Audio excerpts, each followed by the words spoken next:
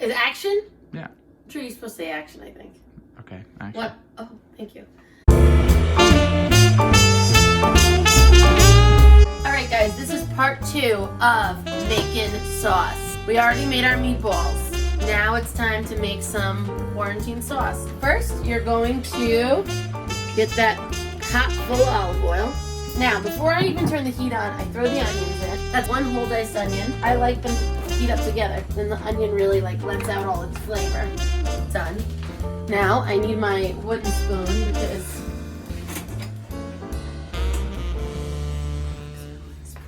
Where the fuck is my wooden spoon? Alright, so while my onion is starting to heat up, I olive oil my onion. The other things you're gonna need. Garlic.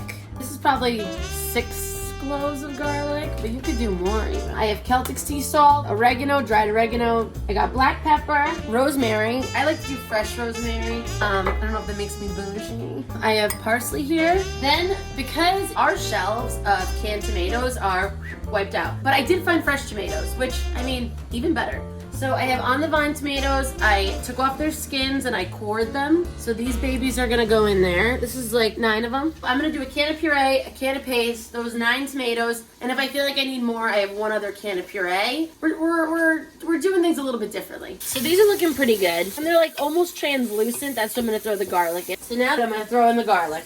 Boom. Alright, now the garlic cooks pretty fast. Probably just a minute or 2 of moving this baby around. You do not want the onions to brown, so you gotta keep moving them around. That's what I was always told growing up. Like, you want all the oil to capture the onion and the garlic. So now this is all ready. Look at that. Look at that nice color. It's all gold. It's beautiful. I'm gonna lower the heat a little bit, and you're gonna hit it with this puree. Don't waste a drop. Then you're gonna hit it with these tomatoes. Watch out they don't splash at you. Now, these tomatoes are gonna have to break down. So what I'm gonna do is actually add a little bit of water.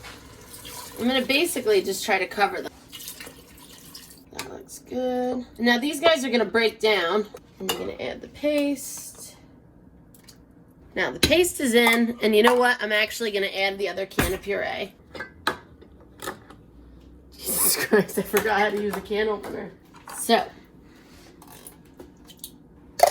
most of this stuff you just eyeball. Do you know what I mean? I'm going to turn up the heat a little bit. I'm going to add the parsley. I always add the parsley early. So I have some rosemary, 2 or 3 dried bay leaves. Alright, recently I learned that you're not really supposed to put salt in, but I mean, I always have, so. Then I add oregano. We could be all here all day with this shaker. Probably good. And then I add black pepper. Alright, then I'm going to see how these tomatoes break down in probably about an hour. I'm going to add some wine. I'm going to add the meatballs. We're at like medium high. I mean, if I see it start to really like boiling, then I'm going to lower it. I'm just looking to do like some kind of rapid simmer to get these down. Alright, check back with you in an hour. Alright, so because I have this on a pretty high heat, the raw tomatoes have cooked pretty quickly. I mean, it's still a chunky sauce. I'm going to keep breaking them a little bit. I didn't use a masher or anything. I just used a spoon. Now, I did add a little bit of wine to the sauce. I use like that much wine. You know what? Maybe I did. That's how much it doesn't matter. It's going to taste great at the end. You know, just taste it. If it needs salt, add salt. If it tastes too sweet, add a little vinegar. If it tastes too acidic, add a little bit of sugar. And that's it. And now we're going to add these meatballs in. Beautiful. Because this is how you fight infections. Tomatoes. I'm like Gwyneth Paltrow. I'm going to start making stuff up. Alright, we don't really want this to simmer down anymore. We really just want it to like mop up the flavor. So we have it on low. We got all the meatballs in. I got a lid. Don't cover it entirely. Just keep it cracked. And now I'm going to probably leave these in for like 2 hours. Really let them soak in all that sauce. Alright, just see you soon. Alright, now this sucker's been cooking for about 2 hours. I tasted it. It doesn't really need anything. I'm going to add this basil. It's just going to melt right into it. I'll probably leave it on the stove for even like maybe like another hour. But the temperature is incredibly low. It's like the lowest it can be. So I'm just going to let it really just sit until I'm ready to use it. And that's really it. So you just melt those in there.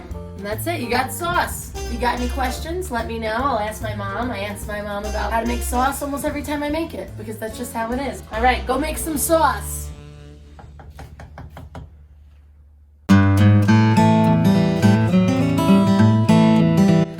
Usually I would use flathead parsley, but as you guys know, they only have curly parsley, and we're accepting it. We're moving on. We're not going to dwell on the fact that we don't have the right parsley. Okay? So right here I have on the vine tomatoes. I couldn't find like the other shape that I like, but I don't know the names for anything. But just don't get tomato sauce. Don't get the stuff that they added all that shit into. We're gonna put this sauce into lasagna. We're gonna put this sauce on some bread and just have a delicious little snack. We're gonna put this sauce on a pizza maybe. I don't know. You can put it on anything. I'm not a scientist. Ugh. I wish I could get you guys, I wish I could just give you the smell. They should make this into a candle.